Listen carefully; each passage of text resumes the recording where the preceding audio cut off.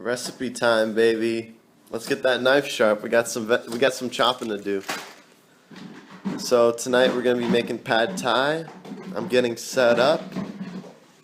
It's gonna involve noodles, veggies, and a pad thai sauce. So I'm starting out with slicing some onion, and always wanting using proper technique, proper form, sharp knife. Making sure your holding hand of the vegetable is at a claw position, so the knife and the blade is sliding off your finger, so you can never cut yourself that way. And all these veggies are going to get steamed. I've got a steam basket and I'm going to throw them into a pot. Also got one whole bell pepper, and that was also one whole onion. So I'll try to give you exact quantities on this recipe. Next ingredient is 4 medium carrots, peeled, and I'm just peeling them to the core, to as much as I can get peeled. But this is going to give us some nice long pieces that are thin and easy to bite through. So put those in the steam basket. Some of the peels went flying there. Can't even really control the peeler. I love going fast with the peeler. It's one of my favorite tools. So next we got some beautiful white mushrooms. Just really fascinated by how good they looked. This is one of my favorite things to slice. It's so easy to just, it falls apart, you know. You start slicing it, it just falls apart. I totally have pure joy in slicing mushrooms. There they go. They rock, man. I like to have them sitting on their head, basically, because that's the flattest part. Any vegetable you cut, you always want it sitting on the flattest part, so it doesn't move around. If you're cutting like a tomato without a flat surface of the tomato, you know, being cut in half, you can easily cut yourself because it's moving around, if you know what I mean. So that's all our veggies. I added some jalapeno and our scallion. Those are optional. I just had them and I wanted to use them up, and you know how I like it. I like it spicy, so I added some jalapeno to it. That went in easy, fortunately. Didn't make a mess there. I'm going to steam that till basically the carrot is nice and soft and not crunchy anymore. Also added their broccoli and peas. So it was about, let me reiterate because I forgot to say about the mushrooms. The mushrooms were, I sliced up about 4 cups of mushroom, and then I added 2 cups of broccoli, 2 cups of peas. Now I'm warming up some vermicelli noodles.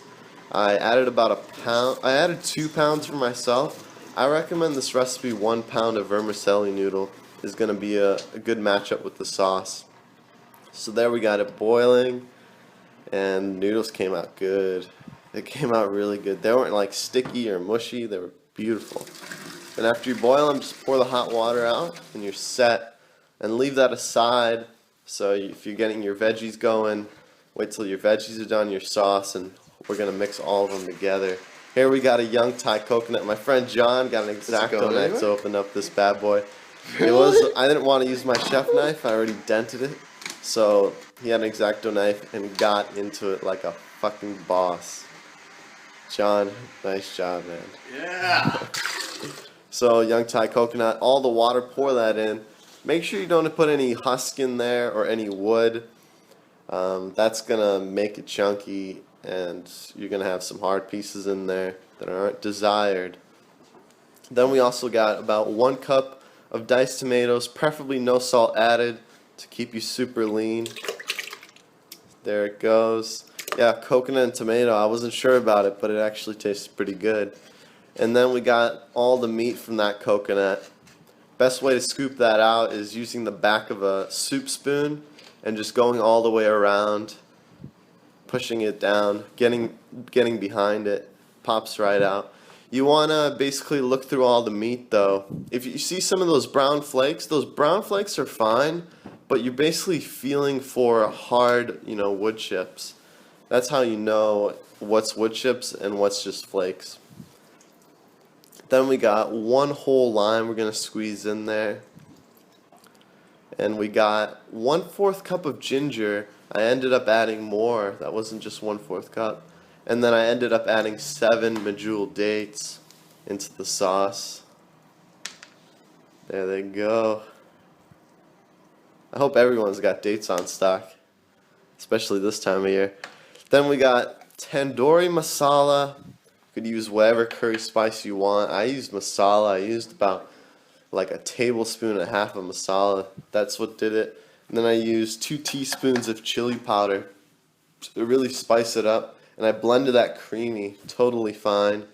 And then at the end I added cilantro. I added 1/4 bunch of cilantro after I blended it creamy, and then I gave it a couple pulses just to kind of break up the cilantro. I don't personally like blending cilantro all the way. I think if you blend it fine, it gives it an interesting flavor, maybe an overpowering flavor. There's our veggies. They're kind of done steaming at this point. And we got the sauce, we got the veggies, we got the noodles, all in a big pot. Bring your biggest pot. Make sure you get all of it mixed up nice and well. And it'll be yummy just like that. So I hope you like this recipe. Give it a thumbs up, comment, give me some feedback, and enjoy. A little cilantro garnish and a lime over the top. Good stuff. Thanks for watching. Peace.